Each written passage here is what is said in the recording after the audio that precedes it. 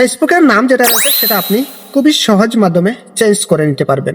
আমরা হয়তো অনেক মানুষের জানা নেই যে ফেসবুকের নাম কিভাবে চেঞ্জ করতে হয়। পেজ হোক কিংবা প্রোফাইল হোক, ঠিক আছে, সবটার কিন্তু চেঞ্জ করা যায়। তো আজকে আমি দেখিয়ে দেবো প্রোফাইলের নাম কিভাবে চেঞ্জ করতে হয়।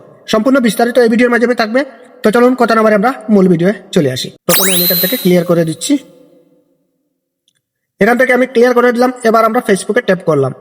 তারপর এখানে দেখতে পাচ্ছেন 3 লাইন্স রয়েছে, আপনি 3 লাইন্সের উপর ট্যাপ করবেন। তারপর এখান থেকে আপনি কি করবেন, সেটিংসটা খুঁজে বের করবেন।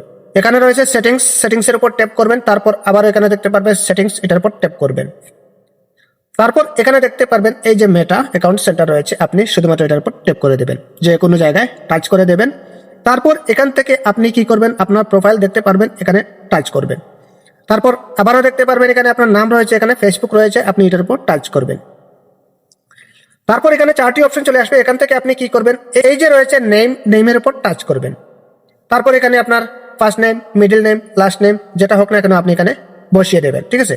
যেমন এক্সাম্পলের জন্য আমার যেটা এটা রয়েছে, শুধুমাত্র আমি এখান থেকে জাস্ট স্পেস দিয়ে দিলাম, ঠিক আছে।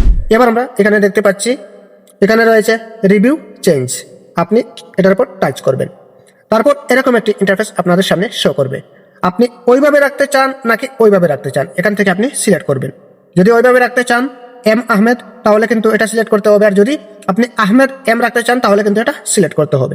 তো যেহেতু আমি সিলেক্ট করবো না, যেহেতু আমার রয়েছে অলরেডি, তো আমি কি করবো, জাস্ট প্রসেসটা দেখিয়ে দিচ্ছি। তো এখন আমি কি করবো, এখান থেকে সেভ চেঞ্জেস এটার উপর টাচ করে দেবেন। সাথে সাথে আপনার নামটা সাকসেসফুল আপডেট হয়ে যাবে। তারপর কিছু সময়ের মধ্যে কিন্তু আপনার নামটা আপডেট করে দেওয়া হবে। তো খুবই সহজে কিন্তু আসলে নামটা চেঞ্জ করা যায়। তো এই ছিল মূলত আজকের ভিডিওটা। প্রত্যেকে ভিডিওটি শেয়ার করে দেবেন। আর যদি উপকার হয়ে থাকে তাহলে এরকম গুরুত্বপূর্ণ ভিডিও পেতে অবশ্যই সুরবারি পেজটি ফলো দিয়ে চ্যানেলটাকে সাবস্ক্রাইব করে রাখবেন। তো আজকের মতো বিদায় নিচ্ছি, খুদা হাফিজ।